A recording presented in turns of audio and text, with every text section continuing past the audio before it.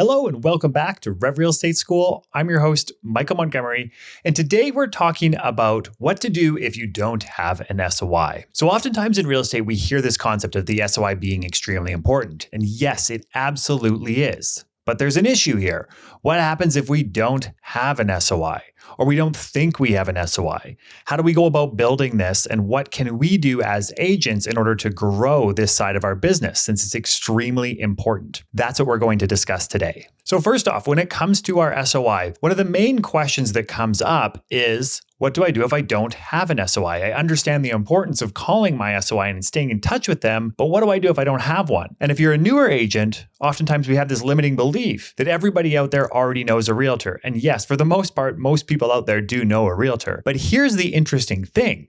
Is every single day there are people that use somebody to buy, but then they use somebody else when they go buy the next home or when they sell or when they refer somebody. I've had clients refer me even though they selected other realtors. This happens all the time. Well, this is great news.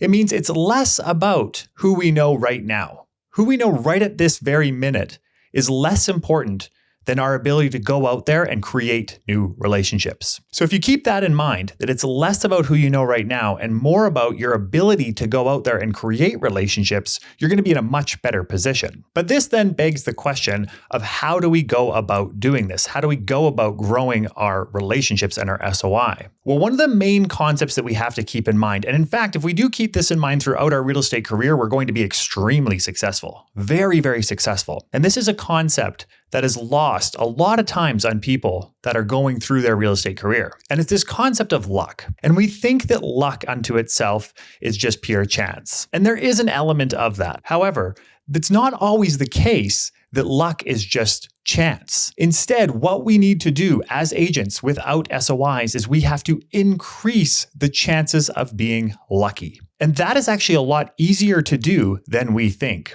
Let's say that I have the option to go to an event tonight, or I have the option of watching something new on Netflix. Now, of those two options that I have, which one of those options is most likely to make me more lucky? Yes, I could chill out, I could watch Netflix, and maybe somebody will call, but I have a higher likelihood of becoming lucky if I'm putting myself out there. The first tip here is to understand that if you want to become more lucky, you have to do things that are going to put you in positions that can increase your luck. So a way of doing this, practically speaking, is just to say yes to more invites. So yes, you will have to go out there and start organizing things and building your network. But as a starting place, just start saying yes more. Say yes more frequently. You are going to meet more people. And we know that more conversations means more sales. Therefore, we need to be putting ourselves in the position of having more conversations, because that's where luck will actually be formed. On to the next one. And we've heard this before, is we need to be focusing on our hobbies. That is one of the most amazing things about real estate, is we can build these thriving businesses purely by having hobbies. But there's an important point to this, and it's that having hobbies unto itself is great, and it can be personally very fulfilling, but it's not necessarily going to fill our pipeline unless we're choosing our hobby strategically. Now, that doesn't necessarily mean that you have to choose a hobby that you think will produce the most amount of business, although that can be very helpful. You should also have some interest in the hobby. But what you need to do is, in selecting these hobbies, you have to do it with other people. Now, a lot of times what we'll hear here is that I don't necessarily have any hobbies and I don't know what to do. Most of my hobbies, and in fact, the most frequent ones even that I've selected recently, were all just started with a Google search. In fact, I got very interested in this concept of longevity. And so I started to Google around which sports lead to the longest lifespan, which landed on tennis. And so I started to play tennis this year. And of course, through that, you end up having a ton of relationships because you're always playing with somebody, you're getting some exercise in, and you're also exploring a new hobby. So when it comes to our hobbies, we do want to be thinking about things that can contribute to business. So we have to be doing things with people. For example, if you are interested at all in business, in entrepreneurship, in growing the business community within your city, then you should be focused on activities that are going to support other businesses. Maybe that's Chamber of Commerce. Maybe that's some sort of organization where people get together, entrepreneurs in your city and network. These can be great sources of business. This can be a hobby. This can also just be generalized networking. But what you'll find is if you actually have an interest in seeing the business community thrive in your city and you get behind that movement, you're going to start volunteering. You're you're going to start jumping into these different organizations. And these people, business people in particular, are amazing at sending referrals, because they understand what it means to receive a referral. Next, we have community-related activities. So if you can get behind the concept of improving your community, especially when it comes to geofarming, if you're focusing on a community, you should be very dialed into how you can improve that community. What does that community need? How can you support that community? How can you donate to that community? The more that you can do this, the more your SOI will grow within a given community. The beauty of the community element is that real estate and community kind of go hand in hand. Just like business and real estate go hand in hand, community and real estate go hand in hand. So that's why having a hobby related to your community can actually be a very, very beneficial way to start growing your SOI and also start doing transactions. Next, we have the concept of help. And so help can come in many different forms. So when we're thinking of help, how can we help other people? Now, this can be volunteering. This can also be donating our time. This can be donating money as well. How can we help our community? And this can be as simple as, can we mow our neighbor's lawn? Can we help our neighbor with groceries? Oftentimes in real estate, where we start to run into an issue is we think, okay, well, if I'm going to be mowing somebody's lawn, I better get a deal out of it. And that's where the thinking breaks down, is instead of focusing on how this one activity is going to lead to business, we need to be thinking about how we put ourselves in a position of luck. What is going to make us more lucky? Going out there and helping our community, or not doing that? So again, we're trying to increase that surface area of luck, especially as we're trying to increase our SOI. Because naturally, we're going to meet more people in doing this. Naturally, our database is going to grow. But on top of that, we're going to be creating these relationships that could actually lead to instant transactions. This is where it gets complex. We can't think of everything that we do in a transactional form. I can't think I'm going to mow your lawn, so you are going to sell your house with me. That's not the way that works. Instead, I'm becoming a person of value to my community. And by doing so, you are basically going to increase the amount of people that know you, which will lead to more transactions as a whole. Next, we have the concept of be visible. Now, when we're thinking about being visible, really, there's a couple of concepts here.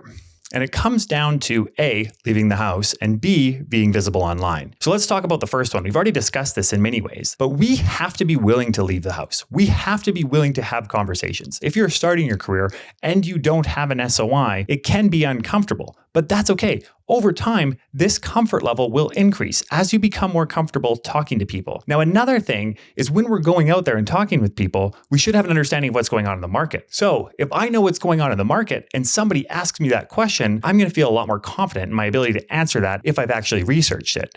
If, however, I don't know how to answer that question, then I'm going to be caught on my heels when somebody asks me that. We need to be prepared for these conversations so that when luck presents itself to us, we're able to capitalize on it. And then we have the concept of being visible online. This really relates to social media and our ability to actually consistently put out content. The only blocker that comes up is people say, well, I don't know what to post. I don't know how often to post. There is a lot of information out there on what we can post. There's a lot of tools out there, like Canva's the main one that most people use, and how we can post information, how we can post material. We just need to understand that we need to be consistently doing that. A strategy that tends to work very well is by doing time-bound social media.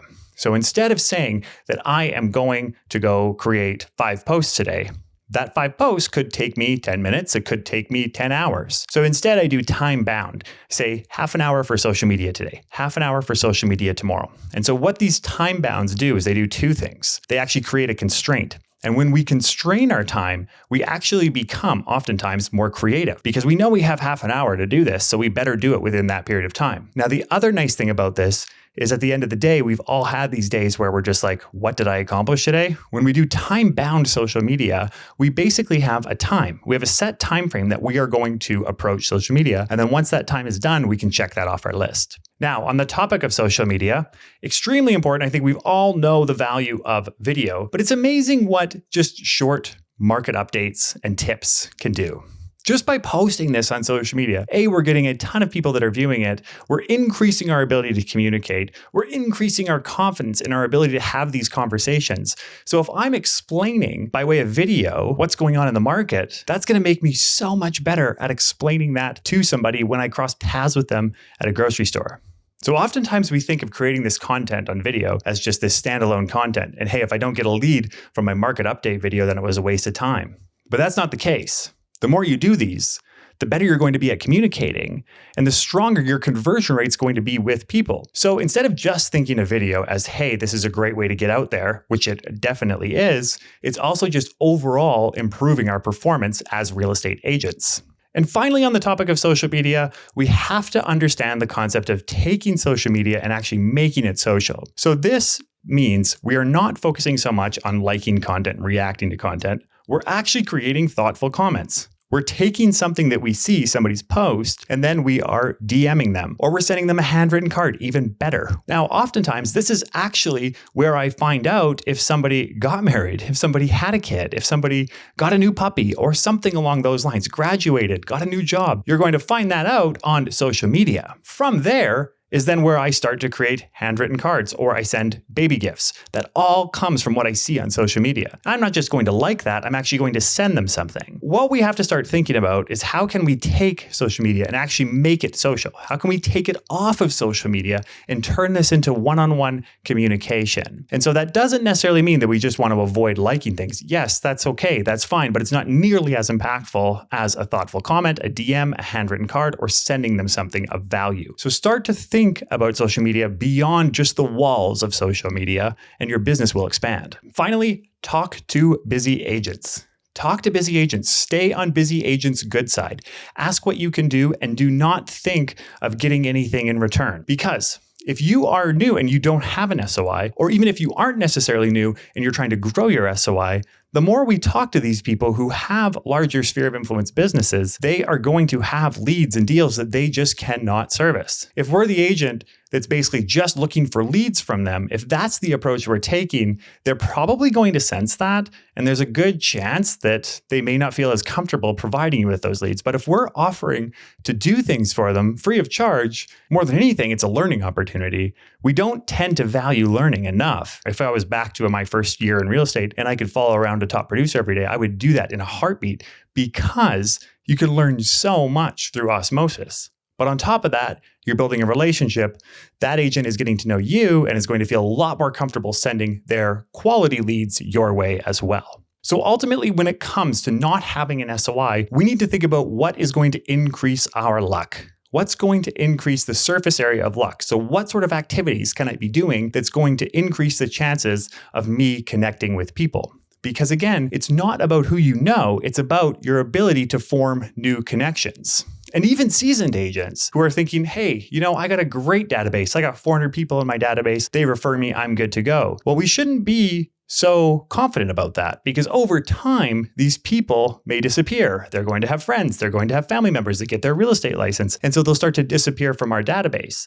So as seasoned agents, if we're not focused on, hey, how can we continue to build relationships with people around us, then your database will continue to shrink over time and not expand. So regardless of where you're at, you can use these strategies to just start focusing on building your SOI using luck with your mindset. Thank you very much for watching or listening to this episode. You can reach out anytime at revrealestateschool.com, or I'm on Instagram at the.michael.montgomery. Thanks again, and we'll see you in the next lesson.